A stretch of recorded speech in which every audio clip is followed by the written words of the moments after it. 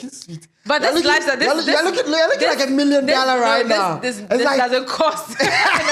no. But this whole look, Uh-huh. But then I feel that one thing I always tell people that I would never say that. Let me say, journalism is you don't really get that much. You just like how I think everybody in Ghana complains about their job. Yeah. Teachers. Yeah. Medical doctors, everybody, pharmacists complain that since they started, they haven't gotten paid yet. Yeah. Journalists, we come out, we stand up for people. Yeah. If you have an issue, you call me. You tell me that, oh, Jackie, I have this. Oh, I talk about it for you. Yeah. But no one is looking out for us. It's true. But the whole point is, after doing all these things, she is putting plans in place. She's doing one or two stuff to make sure that maybe she gets that car that she wants. Maybe not through dubious means or whatever means that she wants to get, but right now she's being comfortable with what she has. And maybe I'm supposed to live this certain kind of lifestyle. Okay. One thing I feel, we are journalists, we are not influencers. Yeah. I think sometimes there's a difference. We misconstrue those two words. A journalist is a journalist. We are supposed to be a liaison between people and the government. You're supposed to solve problems. You're supposed to do this. But then I think people have this kind of new mentality. We grew up seeing Gifty Auntie and everyone, I've forgotten most of the OGs. We didn't see a certain kind of lifestyle they had. We always saw them in cabin slits. So far, so good. It's, people are real, welcoming. So I've been enjoying my trip so far. It's been amazing. Yeah, tell us more about this project. You spoke about it earlier. It looks like it's very dear to your heart. Yeah, it's amazing with pencil. Good afternoon. Welcome to the Showbiz segment with me, Jacqueline Ansuma Yabwa. Now, American rapper Ja Rule, who is in Ghana for the second time, has laid foundation for the transformative initiative in Ghana as construction is expected to begin in the school at Niaso Anglican.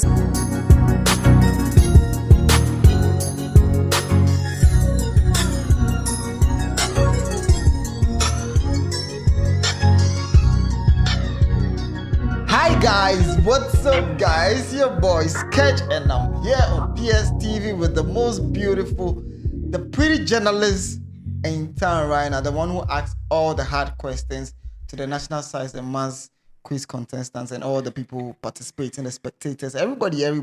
But now that I'm talking that she's the biggest journalist, I want to go straight to the first question. How are you? First of all, let me introduce the person on my left. We have Jackie Says in the building. Hi. Hi, Jackie. I feel busted right now. I Pardon? feel busted. Oh, how can you feel busted? Like you're so...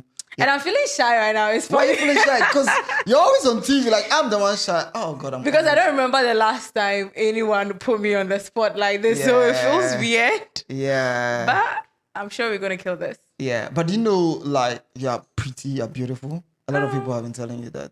Yeah, I think I have been getting that. And you have control of the English language. Oh, I try my best. You try your best. Yeah, I do. And there's another thing that you do so well at is when you are presenting the news. Okay. Do you have some people that you look up to in the Ghana industry, the Ghana presenters or Ghana newscasting industry? Well, growing up, even though I grew up watching Gifty Auntie, Okay. I would say that in Ghana, let me say, it was Gifty Auntie growing up because she was the face of GTV, and she was the face of like journalism growing up. Okay. But then there was one person that I used to look up to, not a Ghanaian, Oprah Winfrey. Oh. I used to watch her talk shows a lot till date. I think it was one of the shows that I always got stuck to growing up. But looking at the Ghanaian landscape, not really. But then I learned in the industry right now, I think I learned from my senior colleagues. Yeah, a lot. Okay. So very soon we'll see Jackie Says show, like Oprah Winfrey show. Well, there has been a show. Well, okay, so I was doing that on radio, but not on TV. Okay. But then hopefully. Hoping Are you for still that. doing radio and TV together? Yeah, so for a couple of months now, I think after National Science and Maths quiz, I haven't really had time to do radio. Yeah, but I think I loved doing radio because it's like you're talking behind a max. Everyone is just hearing your voice. Everyone did not really see the face behind the voice. And it was fun. I love and I miss radio so much. But yeah, I would probably, if you asked me radio and TV, I think I'll choose radio. Really? Yeah. Like the way you're doing so well, like interviewing all the politicians. I just realized that you interviewed Ja Rule. Oh, yeah. How was the feeling like interviewing Ja Rule? Well, it was amazing. It Because I know was growing up, like you had Ja, like you listen to his songs, like and I'm always, my voice. Eh, No, but yeah, I know, obviously, right? yeah.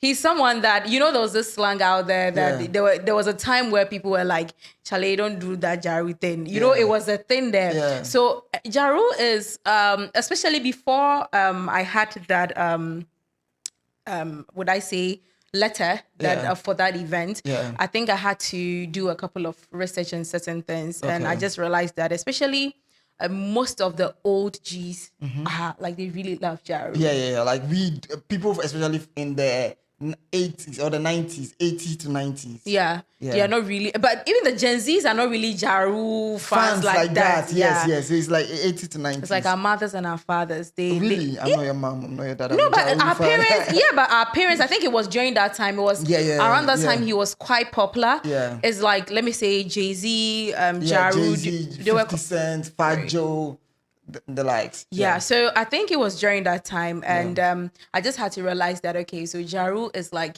bigger when it comes to like the millennials, not the Gen Zs. No, the Gen Zs, exactly. So I had to. It was a good opportunity. It was a great opportunity for me, though. But it was very difficult for me to get my to get closer to him because everyone wants to get closer to Jaru. So I was like, okay, now this is the moment. I just need to get closer to him and just ask him a couple of those questions. And yeah, that was it. I think sometimes it's the boldness and it's the confidence I get. No, would I say confidence? It's the boldness. That's the whole point. So you've interviewed like a legend who is Jaru. Yeah. Have you interviewed someone in the political space yet? Yeah, I've interviewed the vice president and Okay. Dr. Maud Baumia. Yeah. That was I think during the Singathon, it was to a Singathon. Okay. Yeah, I met him there. But then I've interviewed a couple of other people that I can recall. Yeah. Okay. First of all, I'm taking you into the box right now. Hey, into the box, into man. the box. I know this is going to be. I feel like I'm already in the box, No, though. you're not in the box yet. I'm not taking you in there because I know this is going to be a difficult one. But I really want to know what you think about this particular one because I'm coming there. Now, for a few days now, Yeah. we got to realize that there are a lot of controversies in the industry, in the entertainment industry, like especially based on TV presenters. How, I don't want to mention him, so his case is on in there, and you are also an upcoming beautiful presenter, which very soon you get into that space. Are you worried that because a lot of people say that, or people in that space are like because they know TV doesn't pay well like that, but they live their extravagant life and all that. Are you scared that people will start putting you in that bracket? Well, I'm not scared that people will start putting me in that bracket. I think the lifestyle. How should I even put it? Yes. Because when you're looking amazing, you're looking sweet. But you're this lifestyle, you're looking like $1 million right now. This It's like, doesn't cost. no. But this Okay. whole look, yeah. But then I feel that one thing I always tell people that I would never say that.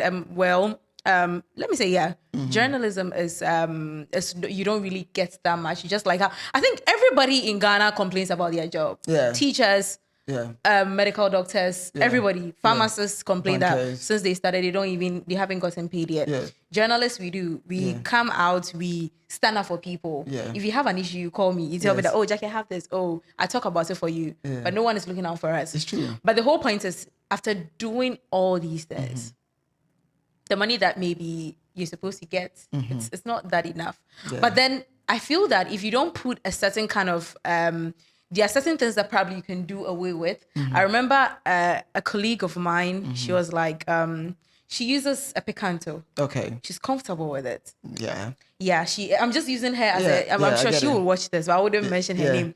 She uses a Picanto. Yeah. For now, she might not be able to afford maybe a Mercedes-Benz Or a Range Rover. or a Range Rover. Oh my God. Yeah. 'Cause- Oh yeah. Oh, let me say a Mercedes-Benz. Yeah. She might not be able to afford it right now. But then she looks at herself in maybe some few years to come. She is putting plans in place. She's doing one or two stuff to make sure that maybe she gets that car that she wants. Maybe not through dubious means or whatever means that she wants to get, but right now she's being comfortable with what she has. But then there might be another set of maybe another group of people that maybe, okay, I have this Platform. or no, I wouldn't say platform, but then maybe I'm supposed to live this certain kind of lifestyle. Okay. One thing I feel, we are journalists, we are not influencers. Yeah. I think sometimes there's a difference. We misconstrue those two words. A journalist is a journalist. We are supposed to be a liaison between people and the government. You're supposed to solve problems. You're supposed to do this.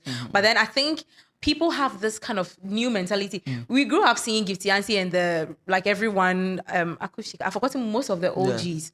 We didn't see a certain kind of lifestyle they had. We always saw them in cabin slits. No, maybe you didn't know. No, wait.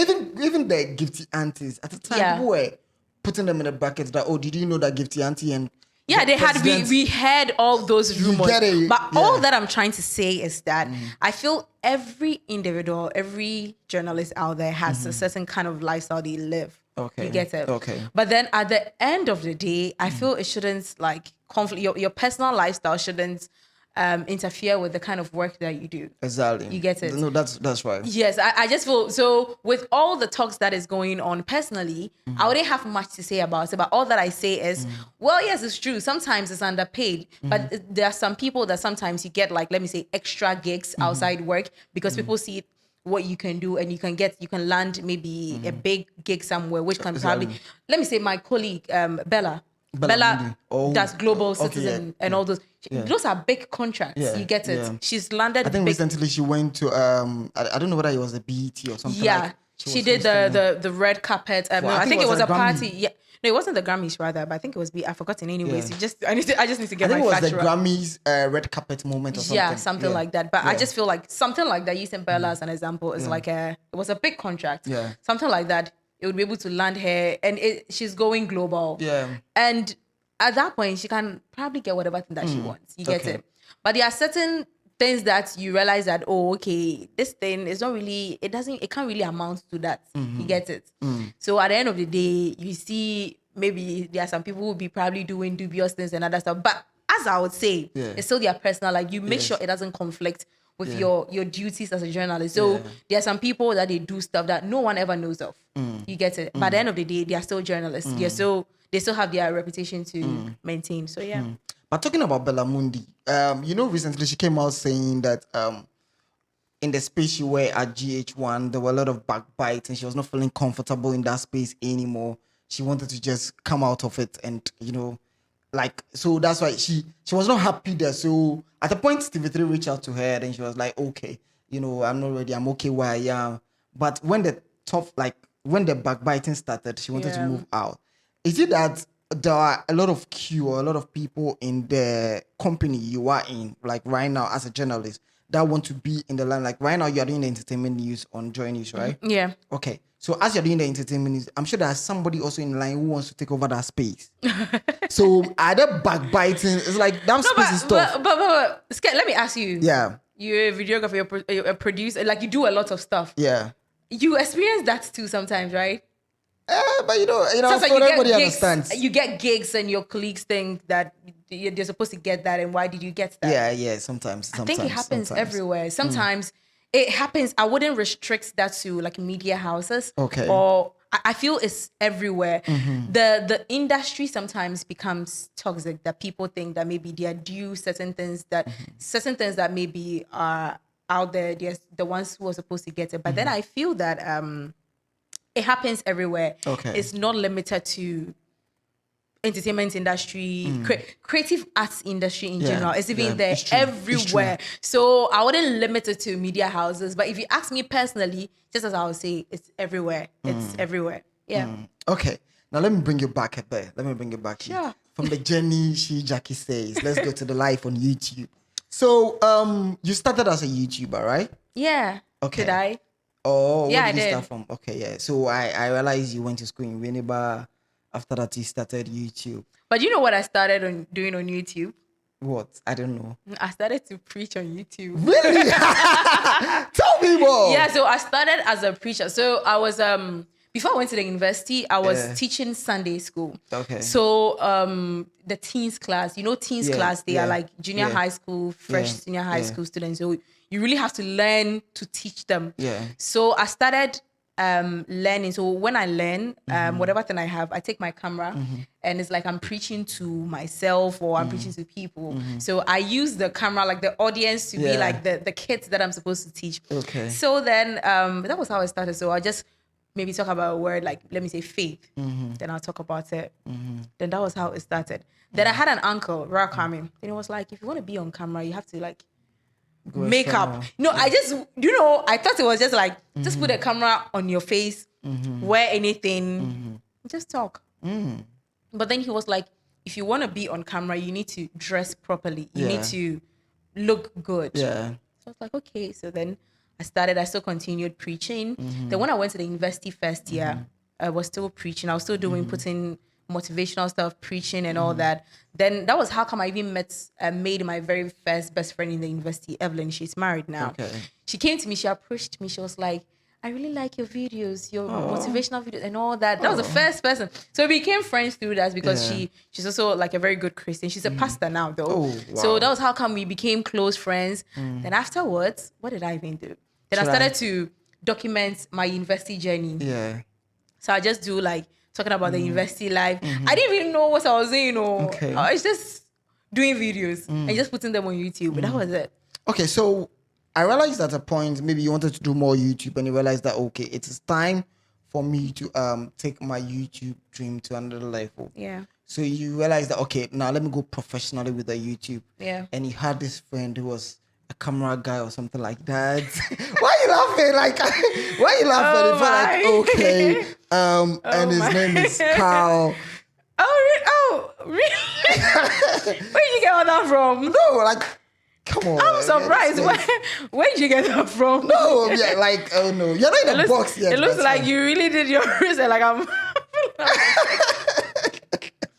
Okay, you continue. I'm listening. So you met Carl and you realized that okay, Carl is a photographer. He can actually film you in this way and get the information you're looking at. I wish that was how it was, but then I'm just saying it from my point of view anyway. Yeah. So when you guys were filming, I feel like, oh, you guys, you can be like Carl, you can also be on a camera together. We can do a couple channel or something like that. Maybe I might be wrong, but tell us what. I like the way you're adjusting me. It looks like it feels like, wow, is that my life that you're talking about? But yes, no. So yeah, I was doing YouTube before I met Carl. Yeah.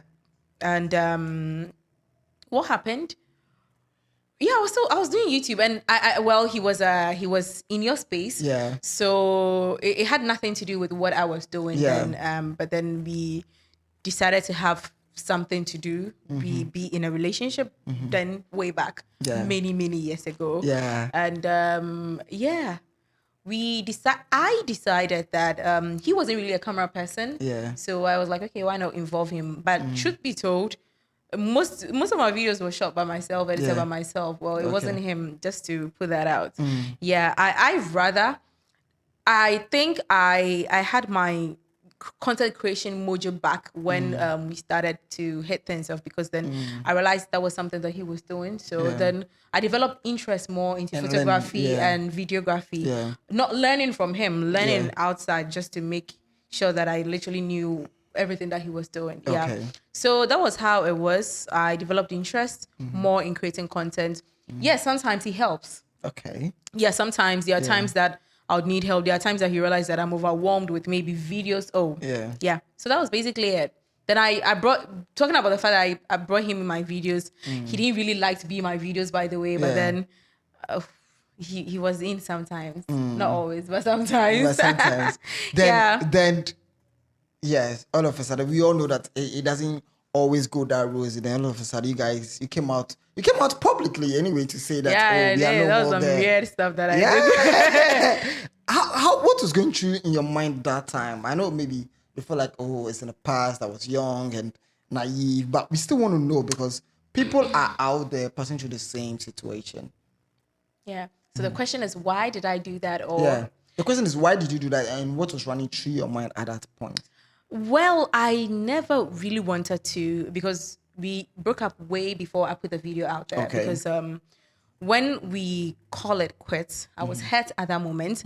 I don't really have a lot of friends in my corner. I don't do friends. I don't talk to my friends about my issues. If I'm going through stuff, no one really knows. So then at that point, you and your man are going through rough stuff. You call it quits. Who are you going to talk to? I'm a camera person. I do everything on my phone, on my camera. So I took my phone. I had wanted to do a live at that point. Yeah. But then something in me was like, no. I don't know, even though I was emotional and I was crying, you know, when you're at that state, when you're in that state, you say things and regret. Even the video I recorded, I took a lot of things out when I was editing. Okay. It have been a disaster because then I literally poured my emotions out in the video that I recorded. So I never watched the video till later on.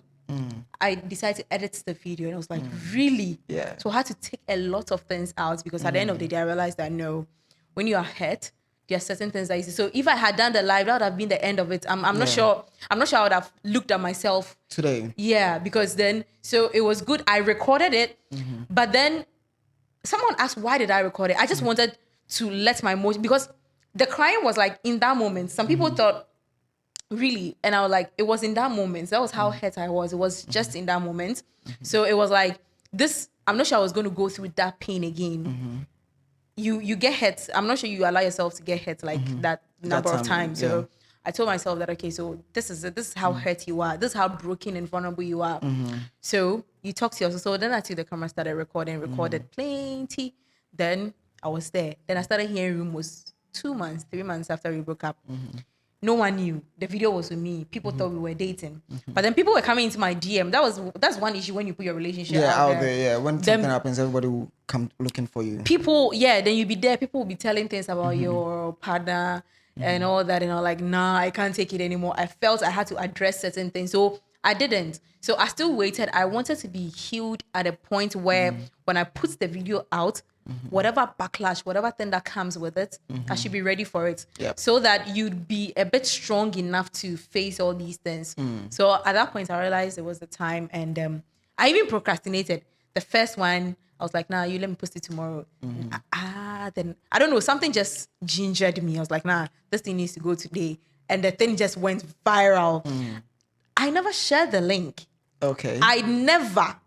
I posted it. You know, that thing when you post it, that's all. Share. Like, that's it. Yeah. But then, that's a video. That's like one of my most watched video. Have you deleted it now? I know, it's still there. Why not? Okay. It's still there. You can watch it. I just feel people need to learn from that video, though. Okay. Guys, so you need to go to She Jackie Says YouTube channel and grab that video and watch it and learn. I don't know why you want to see me cry. That's like, anytime I see myself, now I look at that video, I'm like, really? I laugh. Like how? How can you love a person like that? Like, how broken can you be? Many years, I think 3 years after, 3 years now after that video, I'm like, I'm not sure now. I'm not sure I'll do something like that. So now let's know, She Jackie. So what's the plan? What's the future plan? Like 5 years from now, 10 years from now? What are you planning to do? Should I reveal my plans? I think it's all in God's hands though. But then maybe just a sneak peek. It's work. I just hope that maybe in 5 years' time, I keep growing every day. I tell myself that I keep growing every day. So hopefully in the next 5 years, I'll have grown more career-wise, school-wise, because I'm still doing school stuff. Relationship-wise, hopefully. Yeah. Okay, now tell us. Let's go to National Science and Maths quiz. Yeah. How is the feeling like seeing the boys, the drama? There was a video I saw from you that you were dancing with the whole drama thing. I like NSSMQ. That was my very first time. Yeah. I wasn't. It would be interesting to know that my very first time that I was asked to do NSMQ, I really didn't know anything about NSMQ. Oh wow! A lot of people do not know that, by the way. But then I think one thing about some of us is sometimes when the ball is thrown into your court, you just grab it. Yeah. So I learned. My colleagues, the boys I work with, Nana Wachi Adam, Bright, Emmanuel Bright, Kweko, I work with two guys on the field. Oh my God. We did so great, and it was difficult at first, but then they taught me a lot, which I learned so much, and it became easier. But NSMQ would say if you're talking about my whole journey, every time it's my favorite because I get to bond. I think I love kids. I love young people. I love to talk to them. So it comes as a natural when I'm having conversations with them. So it's a vibe. It's easier for me to get things from them when I'm speaking to them most of the times. Yeah.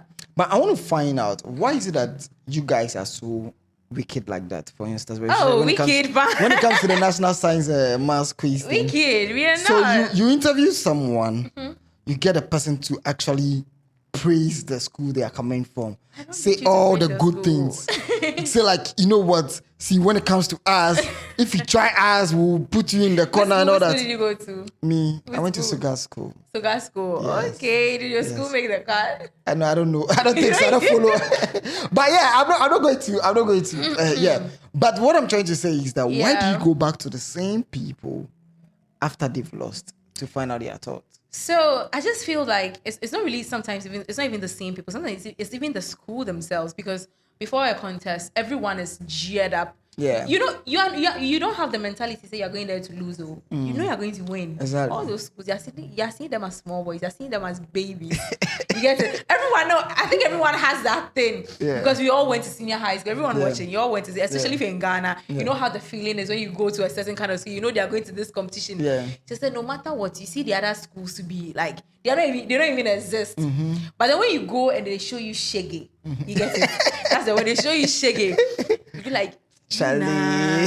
So at that point, it's not like we intentionally, but then I think it's just part. It just makes the whole thing fun. Yeah. NSSMQ was about like it's all about bragging about your school. Yeah. In as much as the whole point is who is like very good when it comes to science and math.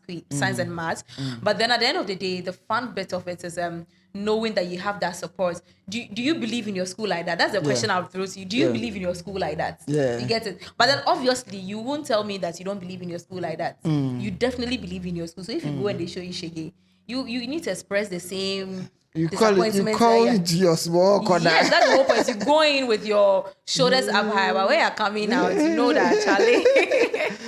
Yeah. Okay, now tell us, how is growing up like for you? Because as I said earlier on, you speak well, you talk well, you carry yourself well. Growing up, has it been rosy? Because it looks like, Charlie, you're a serious debut. Hey, could you come and see your daughter?